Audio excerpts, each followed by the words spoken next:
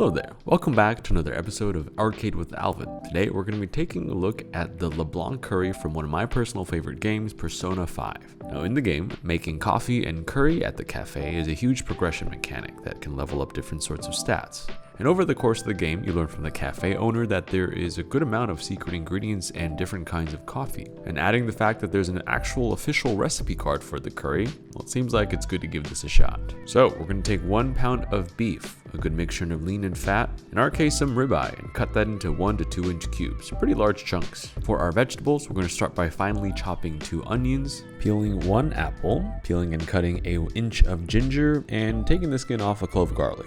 Then we're going to proceed by taking a carrot, peeling it and removing it off its skin, and giving it a roll cut or a jewel-like cut to give this a more interesting texture. We're also going to take half an apple and grate it to break it down rather than cutting it to get smaller pieces. In addition, we're also grating 1 clove of garlic and 1 inch of ginger, peeled and sliced. Grating them also helps release the juices early as you're bruising more of the vegetable compared to a knife. To get our curry started, we're going to move over to the stove, which we're going to heat 1 tablespoon of vegetable oil. Beef goes in and gets a nice sear on all sides until we see some golden brown forming. While that's going, we're going to caramelize our onions in another pan.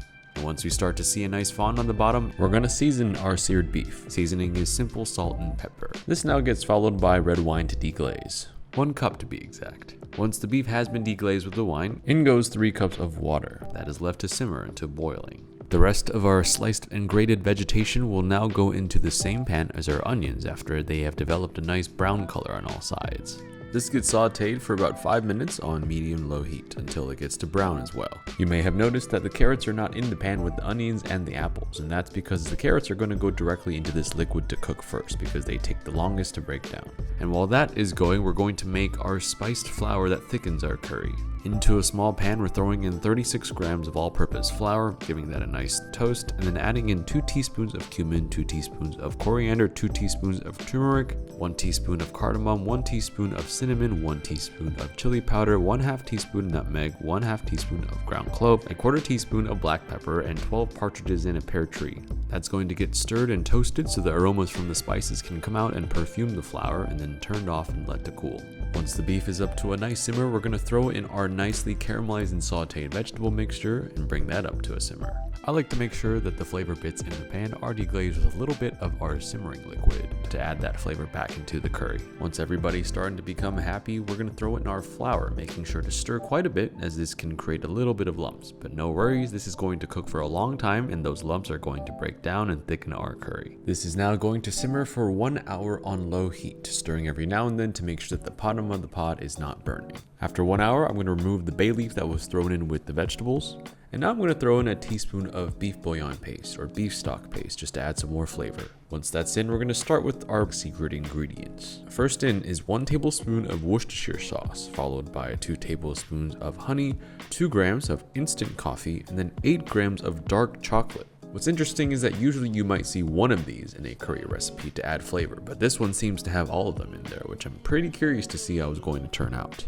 Once this is stirred in and all the flavors are starting to mix together and become happy, we're going to take this off of the heat and finally add in 2 tablespoons of butter with 110 grams of plain yogurt.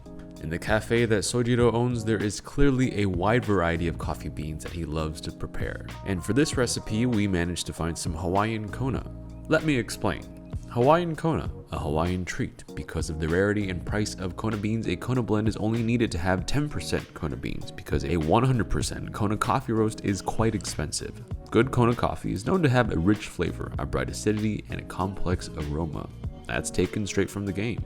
We used a pour-over inspired method for this coffee, and I'm definitely no coffee expert, so if there's anything that could be done better, there probably is. But now the fun part, to serve our curry. We cooked about 3 cups of short grain rice, rinsed and washed, in a rice cooker off camera until it is nice and fluffy, because nothing goes better in the world than curry and rice. Well, actually, there's a couple of things that are better than that.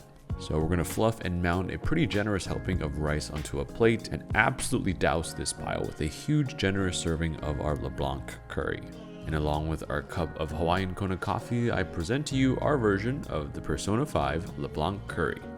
that you make in the game many times. After taking one bite, it is quite clear that this is a very different style of curry. It's a lot more sweet and tangy, with less emphasis on the curry flavor and more emphasis on fruitier flavors that really go well with rice.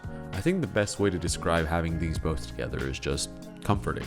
Taking a spoonful of the curry with the rice, washing it down with a sip of coffee is a highly pleasurable experience. So I had to make sure that Rachel and Steve could also get in on this. Now that I have a full stomach and a clear mind, it's time to go clear that palace.